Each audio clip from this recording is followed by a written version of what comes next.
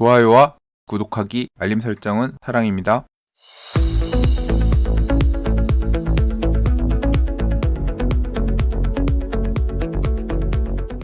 안녕하세요. 반갑습니다. 부동산입니다. 12.16 부동산 대책이 지난 지 한 달 정도 지났는데요. 강력한 수요 억제책 그리고 분양가 상한제 확대 지정이 포함된 12.16 부동산 대책 이후에 고가주택들이 포진해 있는 지역들은 다소 숨고르기를 하고 있는 그런 모양새가 느껴지는 것 같습니다. 그런 한편 규제에서 살짝 비켜있는 수도권의 경우는 가즈아를 외치며 부동산 가격이 불안한 모습을 보이고 있기도 합니다. 정부는 새해 들어서 추가 부동산 대책의 예고를 이야기하면서 쓸 수 있는 모든 카드를 열어놓고 있으며 시장 안정화를 위해서 무엇이든 하겠다 연일 이야기하고 있는데요. 어떤 부동산 정책에는 목표하고자 하는 긍정적인 효과도 있지만 그에 따른 부작용도 생각해야 되잖아요. 마치 양도소득세 다주택자에 대한 중과 정책이 유주택자들은 집을 더 사봐야 양도 차익을 상당 부분 양도소득세 중과로 환수해 갈 것이니까 하지 마세요. 이런 시그널을 주기 위해서 정책을 디자인했지만 실질적으로는 유주택자 또는 다주택자들이 세금이 너무 부담이 돼서 아예 매물을 팔 생각을 하지 않는 재고주택 매물들이 시장에 나오지 않는 부작용이 나타났잖아요. 주택임대사업자 제도 또한 임대료에 상한 제한이 있는 장기적인 민간 임대주택을 공급하기 위해서 디자인했지만 실질적으로는 재고주택 매매 물건들이 시장에 나오지 못하게 하는 매물 잠김 효과를 야기하기도 했잖아요. 이렇듯 정책에는 긍정적인 효과와 부작용, 양면성이 있고요. 보유세 증세 또한 그러한 부분을 고려해 봐야 한다고 생각하는데요. 지금부터 그 이야기를 해보도록 하겠습니다.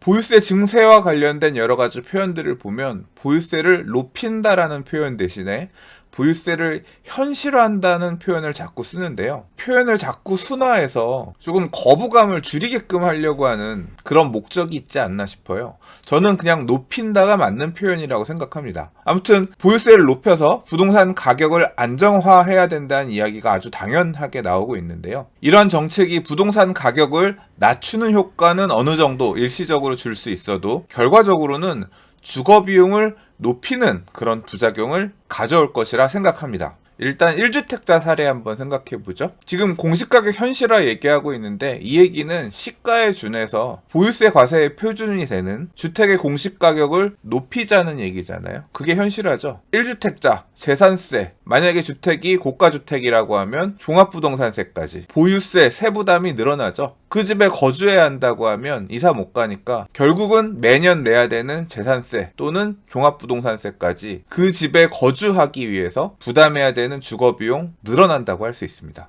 2주택자 이상 다주택자들은 어떻게 생각할까요? 정부나 일각에서 사람들이 다주택을 무서워하지 않고 주택을 많이 보유하려 하는 것은 보유세가 너무 낮기 때문이다. 그렇기 때문에 보유세를 높여서 부담스럽게 만들어서 다주택을 할 생각을 아예 못하게 하고 이미 다주택인 사람들도 그 물건들이 시장에 나오게끔 그렇게 해야 된다. 보유세를 높여야 된다는 주장의 근거가 바로 이거죠. 그런데 다주택자 입장에서 보유세가 늘어나게 되면 할 수 있는 선택은 두 가지입니다. 하나는 늘어난 보유세를 내면서 버티거나 또는 늘어난 보유세가 부담되니까 시장에 파는 건데요. 다주택자가 보유하고 있는 주택을 하나 팔면 민간 임대주택 시장에 임대물건 하나가 사라진다는 얘기입니다. 임대주택 공급 1이 줄어드는 거예요. 물론 민간 임대주택 공급 1만 줄어드는 게 아니라 그 주택을 매수하는 실수요자, 매수자는 그 주택에 거주함으로써 더 이상 임대주택을 소비하지 않아도 되기 때문에 민간 임대시장의 수요도 1이 줄어드는 거죠. 그런데 다주택자의 선택지 중 두 번째가 있습니다. 주택을 팔지 않고 모두 보유하면서 늘어나는 보유세를 부담하는 선택을 하는 사람이죠.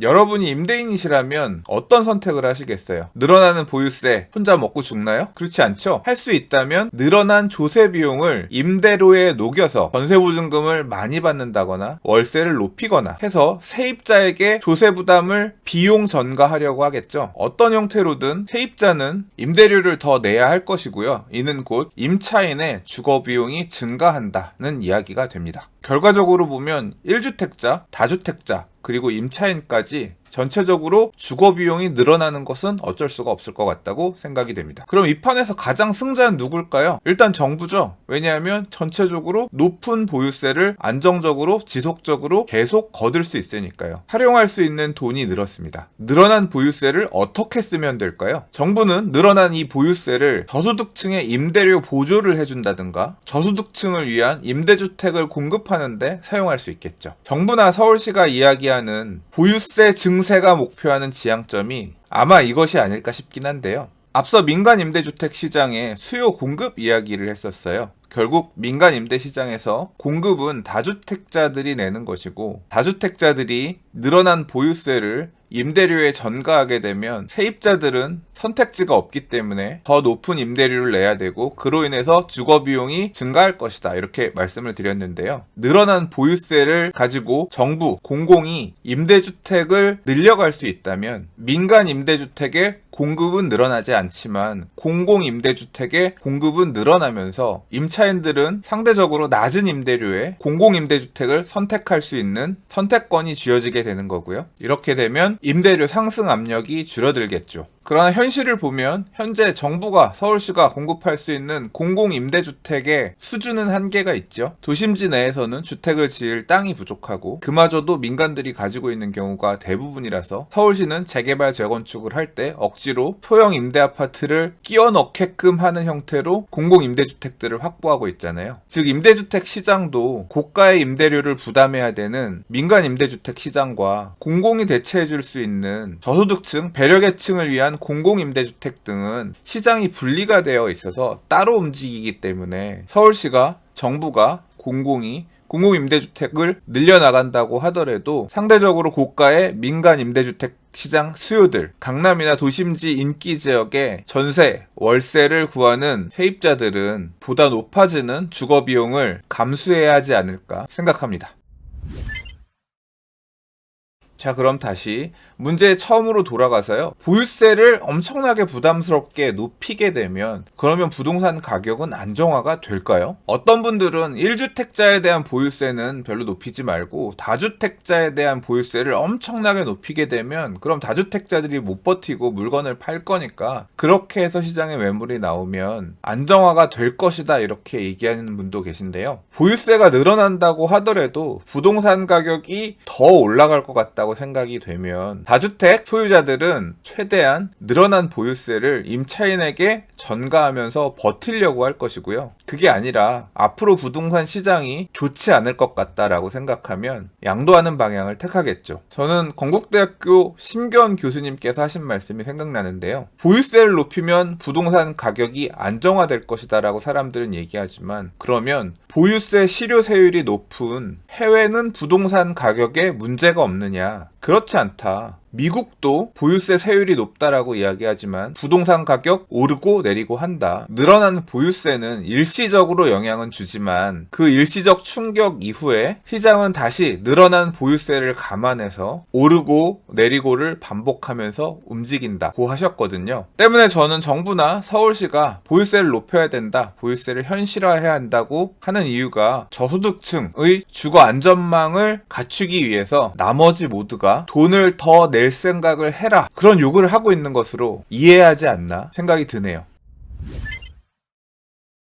세 문장 요약하겠습니다. 다주택자가 줄어들면 새 얻을 임대주택도 줄어든다는 얘기다. 보유세를 증세하면 집값이 잡힐지는 모르겠지만 유주택자, 무주택자 대부분이 주거비용을 더 지불해야 할 것이다. 보유세 증세의 요구는 늘어난 보유세를 주거복지에 쓰려는 정부의 서울시의 의도가 반영된 요구가 아닐까. 감사합니다. 부동산이었습니다.